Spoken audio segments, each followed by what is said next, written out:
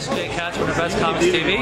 We're here today with IDW, Dirk Wood, and Chris Ryall.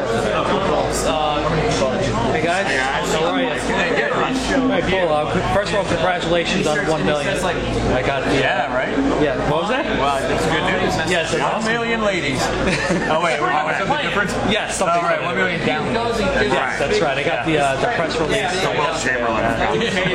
Yeah, so congratulations on that. Yeah. Pretty awesome stuff. Yeah, thank you. I want to ask you, how long has IDW Publishing been around, and how did you guys get started? You know, it's funny, it's almost like I sent you over that question because this weekend is our 12th birthday, so 12 years exactly. We got started 12 years ago as like a creative service company, which was doing package design or custom things, and never really aspired to get into comic publishing at that point, but then jumped in first with an art book for Ashley Wood, after friends with the owners, and then 30 Days a Night was a book that Steve and Ben had shopped around to other publishers and it's gotten passed on by everybody. So we published that as a favor to them too, and it caught on big, and then we're like, let's go with this comic publishing thing, and then 12 years later, now we're, Awesome. Yeah. Very cool. You're the editor-in-chief, obviously. You're also a writer and an artist. Not an artist. Not a writer. And how do you juggle that as far as being the editor-in-chief and a writer, all creative things like that? How do you juggle that? Well, I always said if I was going to write our stuff, it was never going to be at the expense of a writer that I could hire. So the stuff I've written has either been stuff I've created or stuff that just made more sense to keep internally. There's things that sometimes deal with licensors or other things that you can't easily hire somebody from outside. It's easier to hire somebody from within. So those kind of things I'll do, but I've never wanted to, take the job away from somebody else that's out there looking for work. And otherwise, like that's what I've always loved to do. I've always written various things. Whatever career I've had. I used to write videos and ads and all that kind of stuff, speeches. So I do that stuff at night. That's what I like to do. So sort of keep those things very separate from the day job. Oh, cool. Okay. Your company carries books like True Blood, Star Trek, Transformers, G.I. Joe, all that good stuff. Are we ever going to see possibly the superhero genre or like superhero teams within IDW? I'm sure you can answer that, but wondering. We've always stayed away from it. I think we always will. I think when you look at it, Marvel and DC do that stuff so well that they don't need somebody else out there trying. It's just comics is littered with the bodies of other superhero universes that didn't work. So I think we found enough good things that we can do well, that we don't need to try and break into the superhero world, which fans don't want that. Fans prove over and over again they want the same narrative, in the same storylines, basically. I wouldn't rule out the possibility of like odd twists on the genre from different creators. We work with guys like Eric, and we did a book called The Cape with Joe Hill recently. It's almost sort of an anti-superhero. Or Savior 28 we did with James the Baddest, which it was a more sober, serious take on it, but it's never been with the direction to start a universe or anything like that. It was just if there's an interesting project that fits with what we do, like our sensibilities, then we might do it, but we'll never try and develop a superhero universe. Right. Okay. So with the 1 million downloads that you guys got, as far as the future for IDW, in 5 years from now, are we going to see paper? You're totally going to see paper. Okay. We're still going to deal with paper 5 years from now.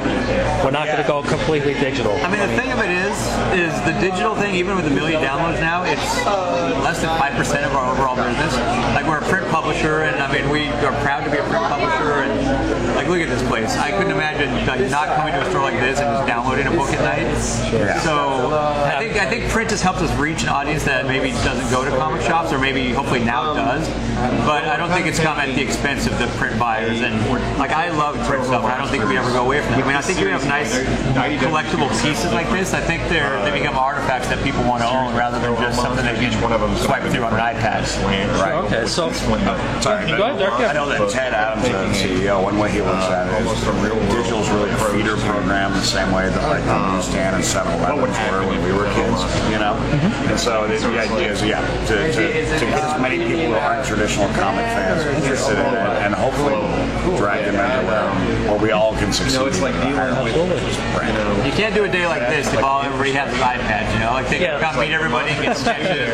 Like put a stand up with your iPad, you know? It's not the same feeling, you know? I did see my first autographed iPad. Oh, really? Did you? The fan of Berkeley autographed their iPad. And, wow. Very interesting. Yeah. So, the future for IDW. Where are we going to be 10 years from now? What do you foresee IDW? 10 years, huh? 5 years. Yeah. What do we see? 5 years, I'd say more of the same. I mean, we've been trying to build over the last 12 years toward being a publisher that offers all kinds of variety that's not superhero books. So I think we'll keep doing that. You know, we're doing strip book collections. We're doing licensed books that aren't superhero world. We do creator projects, horror comics. We've aimed stuff at kids. We've done children's books. I think we will. Yeah, our books will keep doing all these things that offer people alternatives to just your typical superhero comics. Cool. And we can find your stuff at www.idwpublishing.com.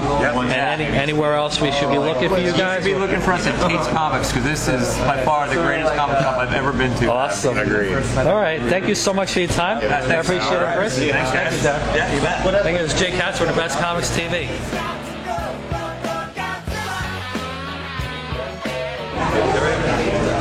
Hi, this is Amy Vitale, and you're watching Best Comics TV. Hi, this is Jake Katz for the Best Comics TV. We're here right now with Matt Frank, variant artist, and Eric Powell, writer, Godzilla. How you doing, guys? Great. Cool. There's been many Godzilla comic books over the years. How does this one differ really from the previous Godzilla comics that have come out? The biggest difference is that we can actually put all of the Toho monsters in there. It's the first time that that's ever been done, so we have a huge toy box to play with. Okay. So speaking of all the monsters, are we going to see the little baby Godzilla son with the little I don't know. I don't know about baby Godzilla. Last I heard was I think Bobby or one of the guys. No, I don't have that We're one. not. I thought we had a license to him. No. Oh well. So we have all of them, but We got a good chunk. No question about that. Matt, you did the variant cover, right? Yes, that's right. How many issues are you doing the variant covers? As for the foreseeable future, as of right now, I'm just pumping out the variant covers. I'm doing monster spotlights, and I guess got it right here. Like there's the variant cover for Tate's Comics. This is one of I think a total of about 100 variant covers that were made by myself as well as other artists who we managed to bring in to help with the project. And then I don't know if you want to check these out down here. We've got I've got the original line art for the Godzilla foot here, and then I've got some other line art. I've got the WonderCon variant there. I've got the Rodan variant for issue 2 there. There's the Anguirus for issue 3, Mothra for issue 4, and the heck with it, Ghidorah for issue 5, and Kumanga issue 6. And it just kind of keeps going. As long as he keeps putting monsters in it, I'll keep growing them. So no Godzilla's son, I guess, right in there. All right, well, something to think about, maybe. Throw them in there in the background. Little. You gotta have smoke rings, man. Yes, that's the key. That's the key to it. Yes. How's it working with Phil Hester right now on his book that's collaborating? great. I mean, he's done.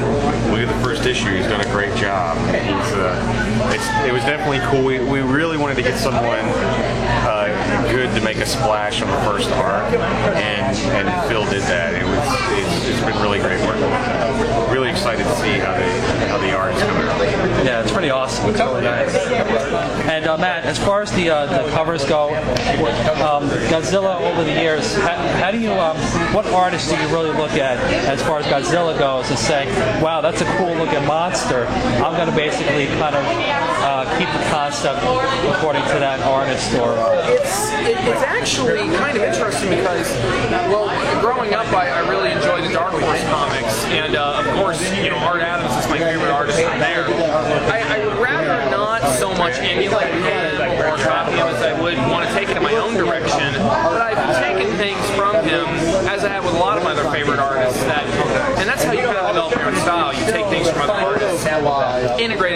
it's like, oh, I like what he does this way, but let's take it to this level, or let's mix it with this style, or something like that. And that's kind of how you go. Right. Or it's not an ironclad rule, of course, but it's it's worked for me. So, but generally, just however works at the time. So, yeah. Okay, cool. So what's next for Matt Frank and Eric Powell? What's in the future for you guys? And where can we find your latest news on you guys? Well, you can go to Facebook. I'm on Twitter and I have Goon.com. Usually has all our updates on there. Right now, I'm writing this series, doing some covers, and working on the Goon, and another couple of books we've got coming out of Dark Horse. So got a lot of stuff on my plate. I mean, all my stuff can be found through mattfrankart.com. That's with 2 T's. And right now, it's Godzilla, baby. That's what it's all about. But I mean, I got a couple other little things coming out, but that'll all be on the site. But this is like, but that's what it's all about, man. All right, cool. Well, thank you so much for coming on. Appreciate it. We'll look for you guys online and stuff. Thank you, Joe. Thank you so much, guys. Jay Katz with Best Comics TV.